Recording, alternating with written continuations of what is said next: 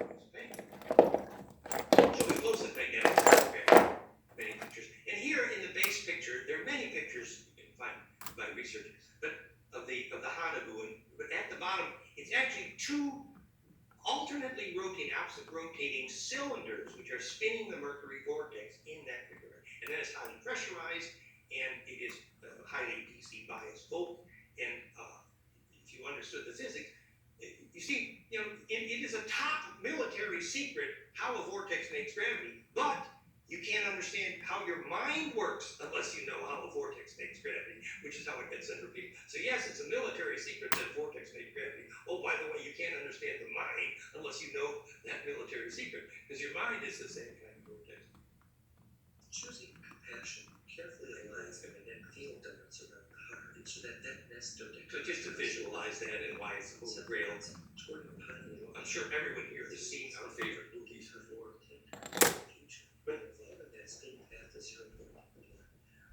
The cup within a cup, and you noted that the swastika is in there, and in fact, that is.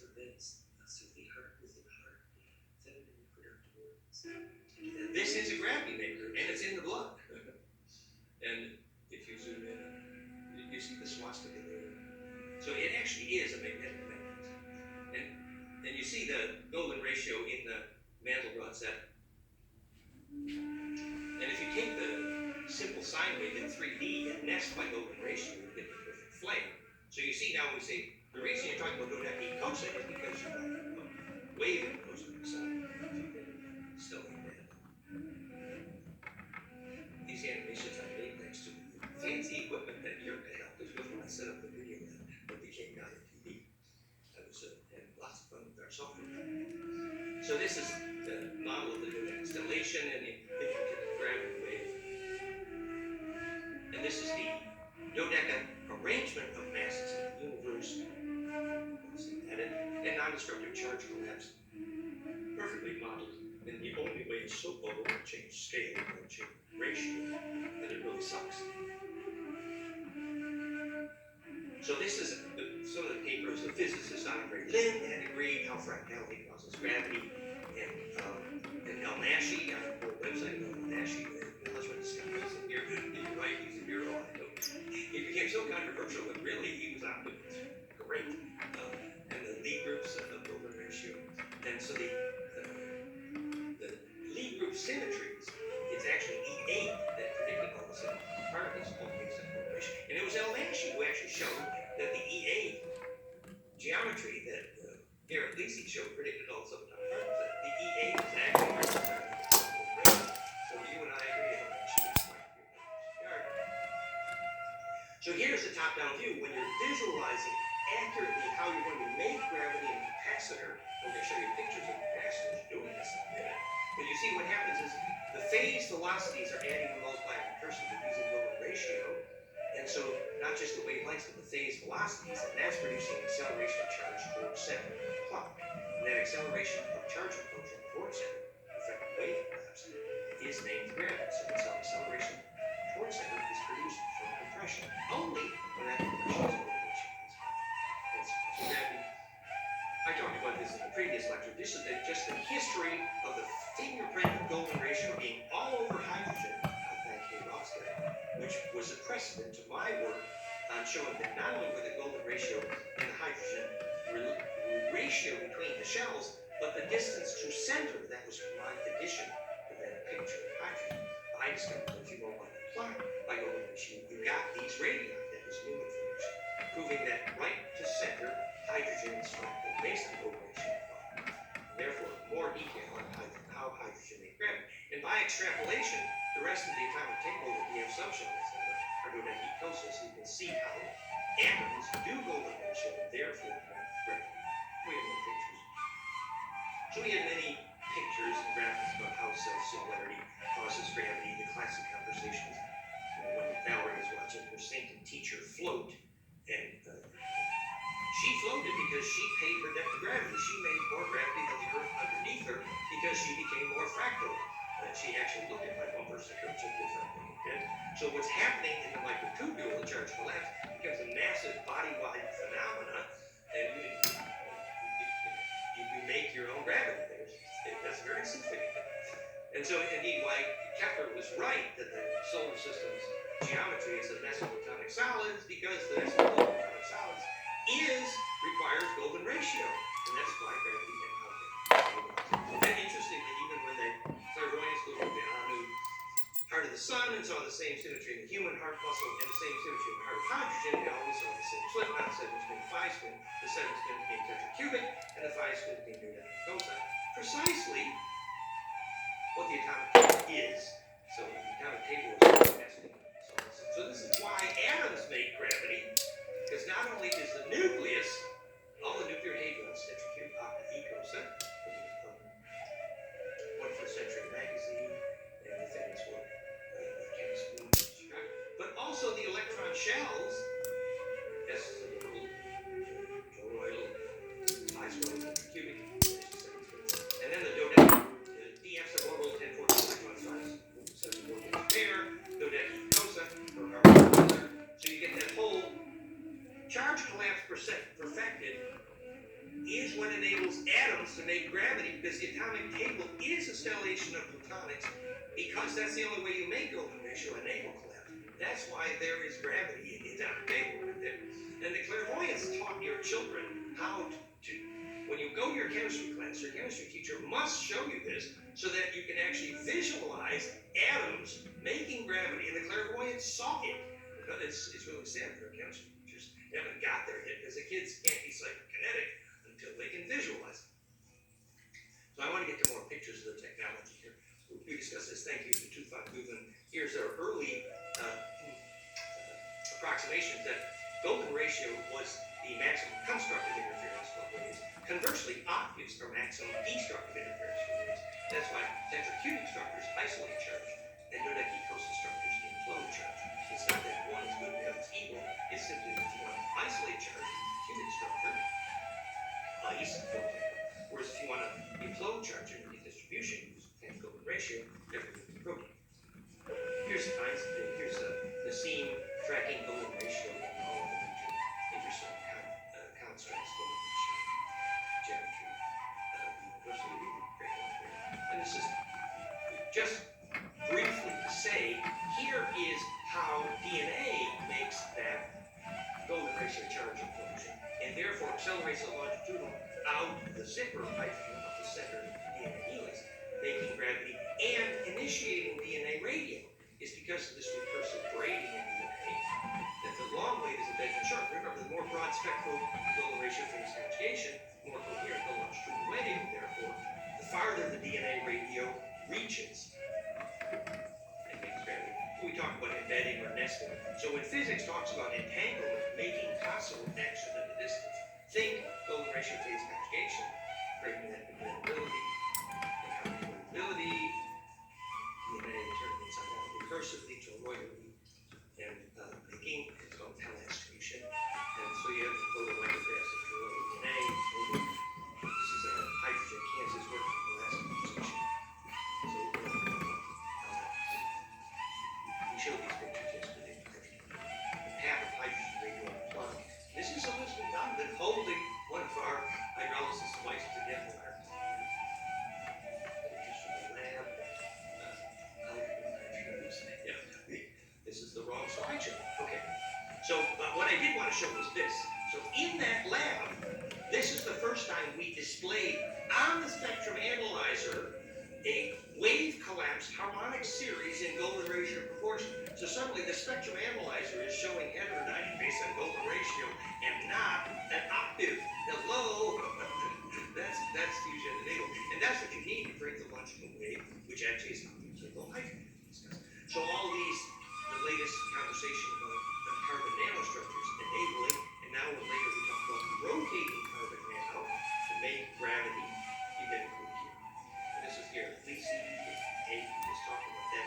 Take all the symmetries of A, as Alan actually showed based on golden ratio, you can model the entire subatomic zoo, nesting, then compassion, golden ratio in the solar system, golden ratio gravity relation. This is nice to just think about that the nutation precession of the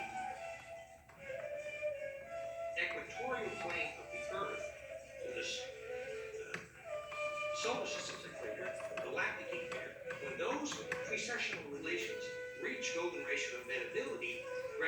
stabilized.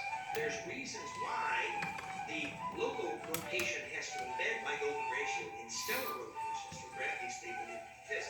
So it's a deeply implicative of the physics of astrology. For example, why the nodal latitudes of the pyramid array on Earth and Mars are tetrahedral, because they called it planet taming or atmosphere maintenance, but you have to stabilize the Earth spin fractally with embeddability in the galactic and solar system spin or stabilize gravity, and therefore hold atmosphere. It's deeply intuitive and deeply constructive of major planet taming, as described in the famous book that some of these visuals are from, the book 2/3.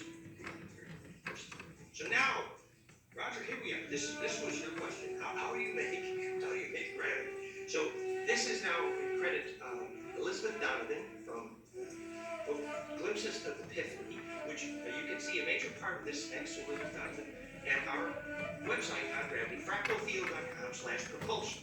And I have a whole book of glimpses of this. Thanks to this is a quartz crystal rod, a quartz crystal hexagonal, and if it's doped toward a phase conjugate dielectric, for example, lithium niobate, which is why Scotty in Star Trek's his dilithium crystals, they call this form of propulsion warp. It was because you take this helical array and you use a phase conjugate pump wave, and in this case it made 800 times its own weight in gravity. Now the reason that quartz crystal made 8 times its own weight in gravity post-deflux is because of a rotating conjugator. Okay, so in other words, I got the helical, the reason the piezoelectric quartz crystal is piezo is because the vertical z-axis is helical. Therefore, then when you pump a phase conjugate RF pump wave into it, you're rotating the conjugator.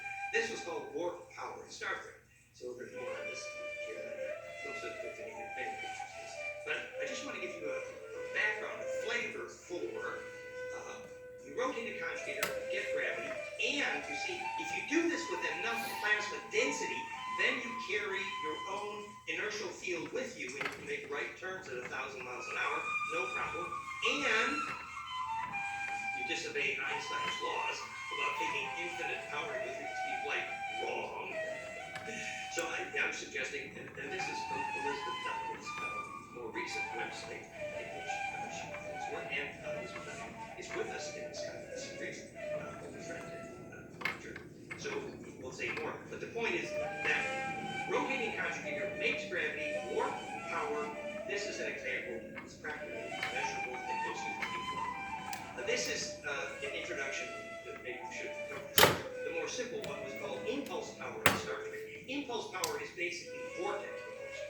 And get an idea how vortex propulsion works, you can look at the asymmetric, the uncompensated loop, and it's simply the Irish knot, where you can actually make some gravity by rotating a fluid or charge in these structures, and we measured and optimized and created some equations about this.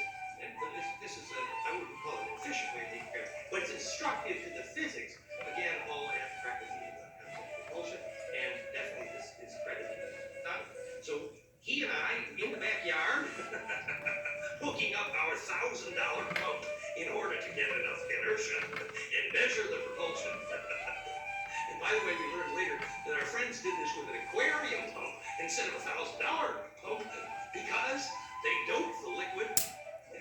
And if you use iron filings, this is called a non-compensated measuring gravity. So later, we actually get to the point where and this I must credit Martin Jones, who wrote the papers with us in the equation.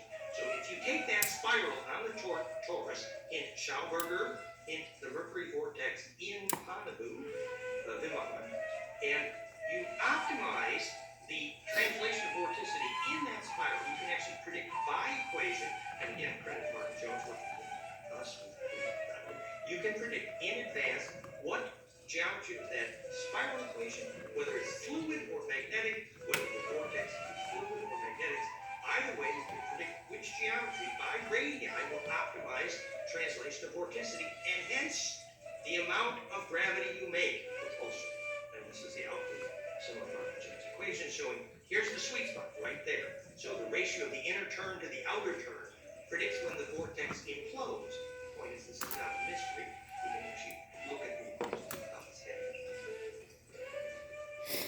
So some of these slides are in here just because when the Ark of the Covenant was not only just an implosive capacitor, which is used for making gold because it could stabilize a lot of hot gold, and the conjugate arc. You can also, this is a metaphor for how we purify water with aqua therapy in the fractal spark gap. Remember, Tesla started with fractal spark gap. Carbon arc was in his life.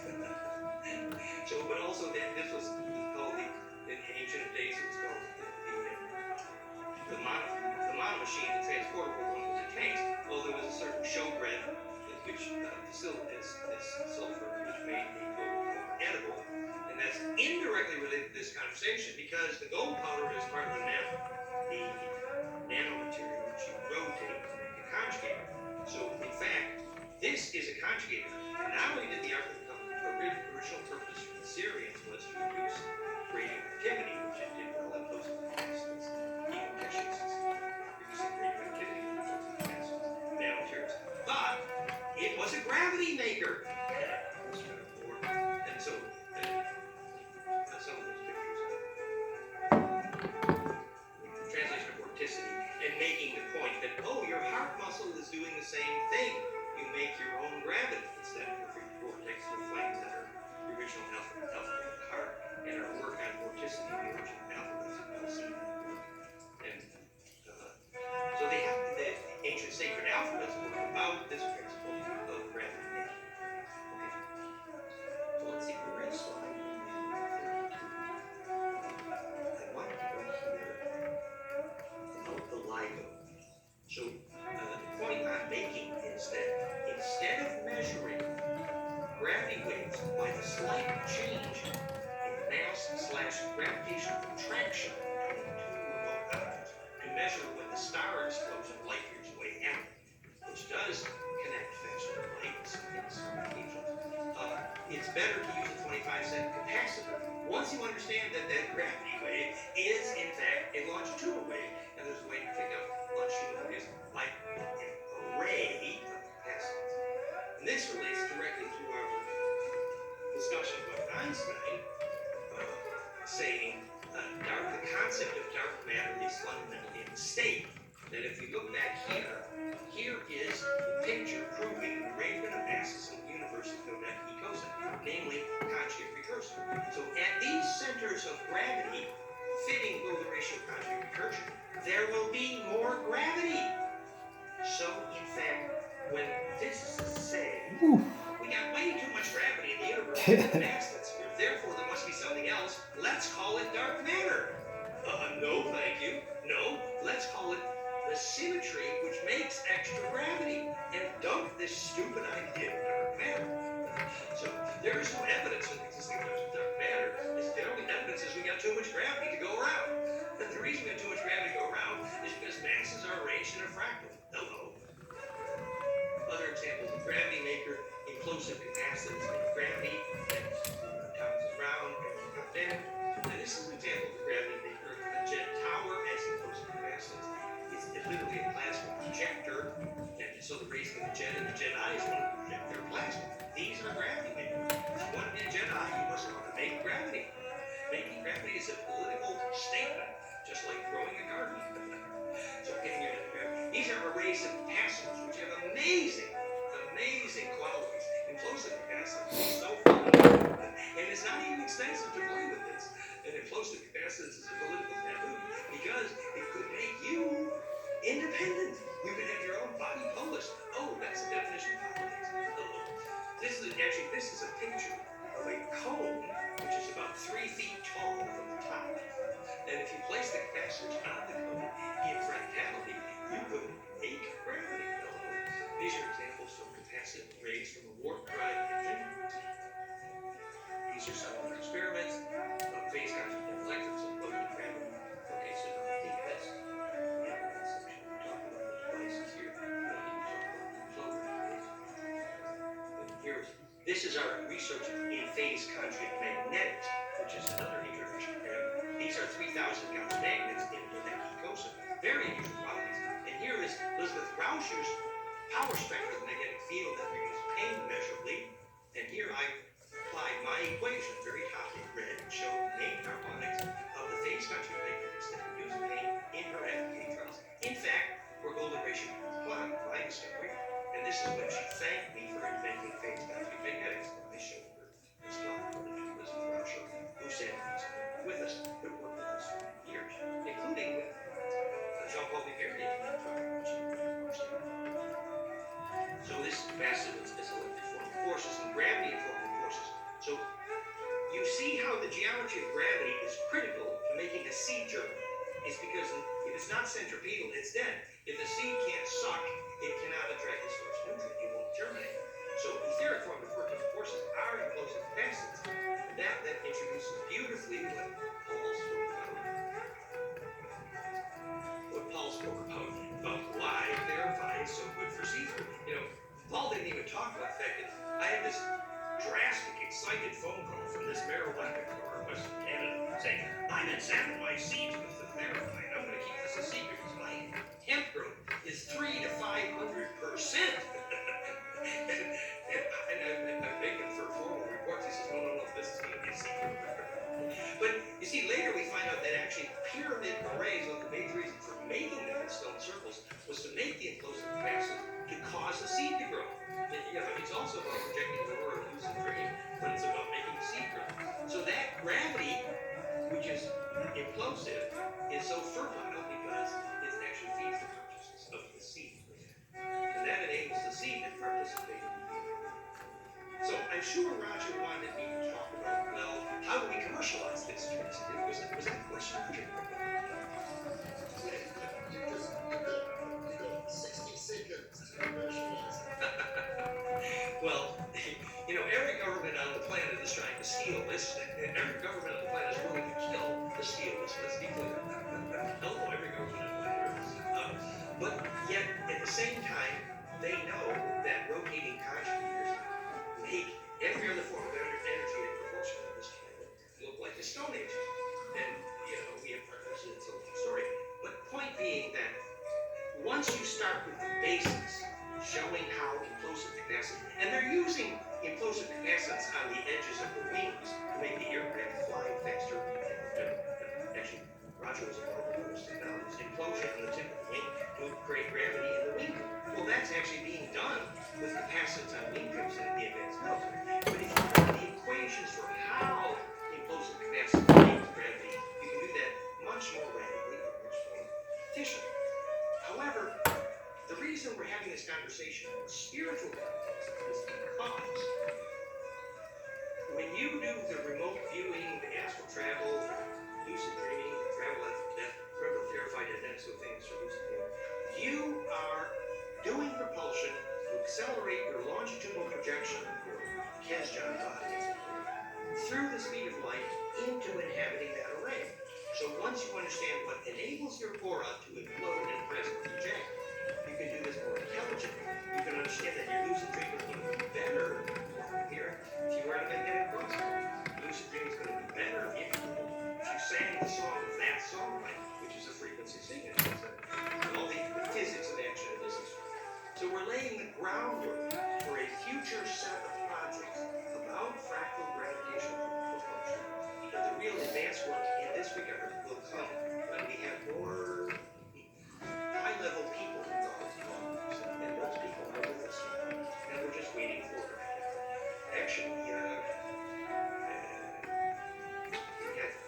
funding, we have support. So, thank you very much.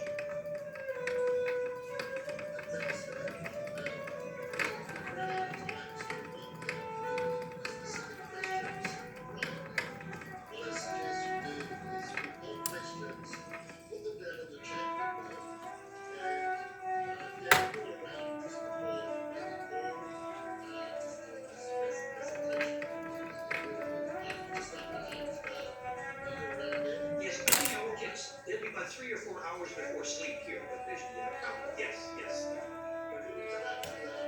Yeah, it should. Yeah.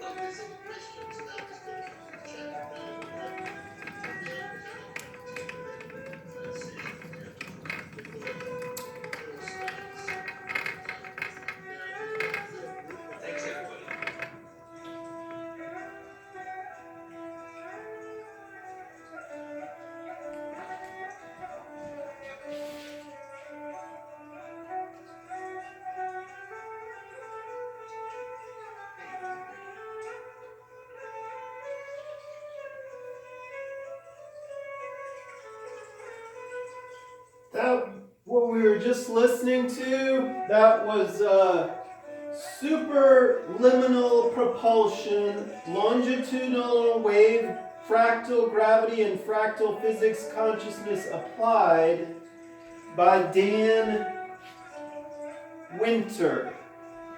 So the speaker we were listening to was Dan Winter, and this is just my magnetic experimentation here with creating like a magnetic flow and catching those like magnetic waves from where the magnetic flow crosses over through the ether that then is picked up by certain magnetic geometries so that it, creates a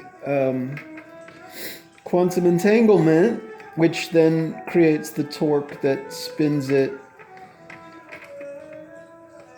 quite often in balance with a third. Well, you can do it with one. So that's creating a toroid that is then moving around as it turns, and the toroidal field lines are very round, crossing into these flatter. I can't bring as good language as other people can into it, but as that flows over the top, it's like a water wheel pushing the other one. It's very much like fluidic propulsion, fluidic motion, but it's in a different geometry because the magnetic field is what's creating the so-called fluidic propulsion comparison. Like I said, I don't have as good words as other people. I really enjoy learning better how to speak about things. At the same time, it's important and fun to experiment and feel it out. I may not have the words so eloquently for it, but it certainly is achievable to get magnets spinning and create those vortices that can obviously sort of multiply the movement, especially when they're just right in certain relations. And there are definitely a lot of different configurations, which is kind of exciting, sort of that engineering with magnets feeling for creating like different shapes. They have different, like this has got much of more of a smooth flow to it because the rounded edges, and these flat parts have much more of a blade vibe to them, and that blade vibe picks up on certain aspects better and different than other geometries. And what the metal underneath it is, this is bismuth. It's diamagnetic. It helps kind of support everything and glide things along it. And the use of the brass here is totally, it's just experimental. So what do I have in here? I have magnets in here. But let me see if I can show you.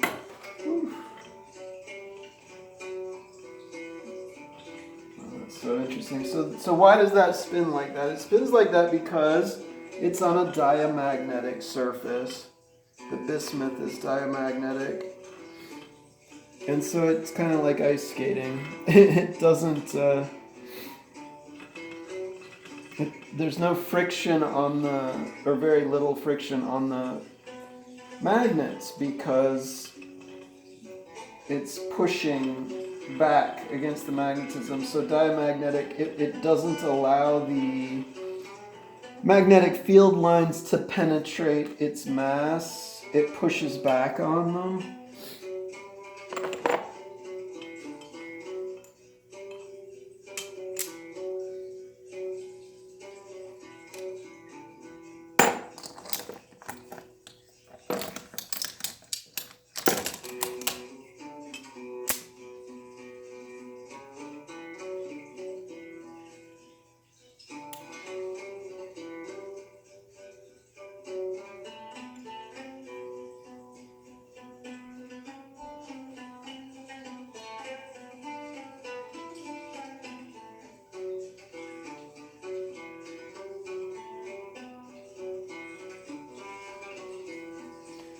So it gives it more buoyancy to float in the ether, so to speak,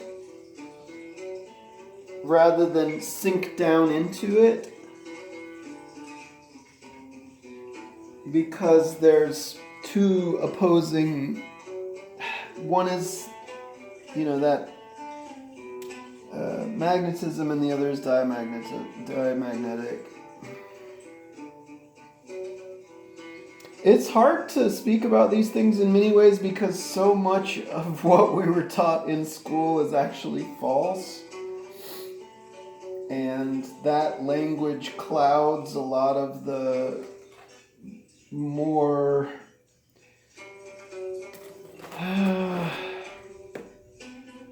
cutting edge. I mean, it's not even cutting edge. It's just more natural language that I don't want to create a duality about language. I mean, if you use it right, you can do a lot with, even a broken language or a messed up language. And there is something underlying all language, including art. There's a lot that is there underlying